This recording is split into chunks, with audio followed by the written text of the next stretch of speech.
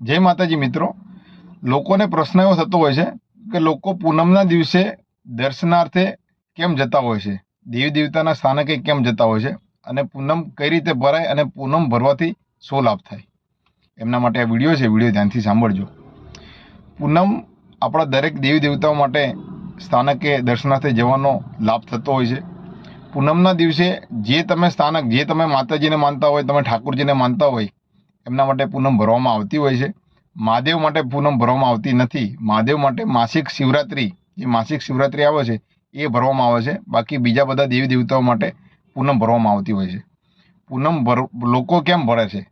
તો જે તમે સ્થાનક જે તમે માતાજીને માનો છો એ સ્થાનકે એ દિવસે પૂનમના દિવસે જેમ આપણે કહીએ છીએ કે શુક્લ પક્ષ એટલે અજવાળિયાની 14નો પછીનો દિવસ જેને પૂર્ણિમા કહીએ છીએ, એ દિવસે દરેક દેવી દેવતાના સ્થાનકે એમની શક્તિ બમણી થતી હોય છે।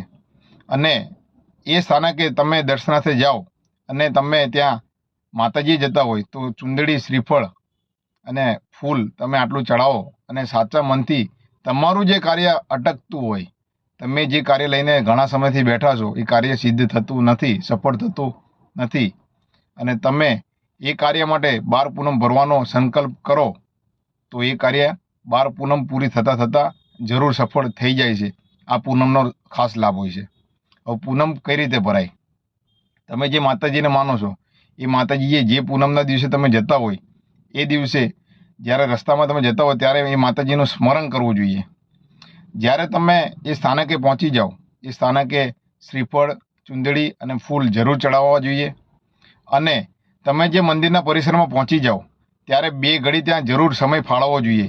1 ઘડી એટલે 24 મિનિટ, 2 ઘડી એટલે 48 મિનિટ તમારે જરૂર ત્યાં સમય ફાળવવો જોઈએ।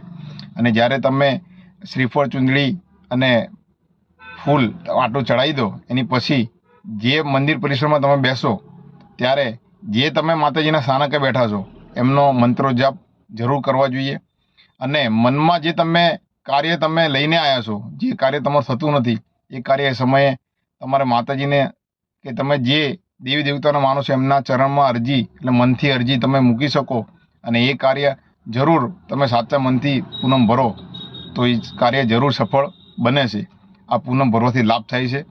અને આ વર્ષની 13 પૂનમ છે, એક અધિક મહિનો છે એટલે 12 પૂનમમાં તમે કોઈ એક પૂનમ ચૂકી જાઓ, કોઈ કાર્ય હોય ને તમે ના ભરી શકો તો આ મહિનામાં આ વર્ષમાં 13 પૂનમ આવે છે। એટલે એ 13 પૂનમમાંથી એક પૂનમ તમે કોઈ કાર્યથી ના ભરો અને 12 પૂનમ ભરો તો તમારું કાર્ય જરૂર સિદ્ધ થઈ જાય છે। વિડીયો સારો લાગ્યો હોય લાઈક, ફોલો, શેર જરૂર કરો। જય માતાજી।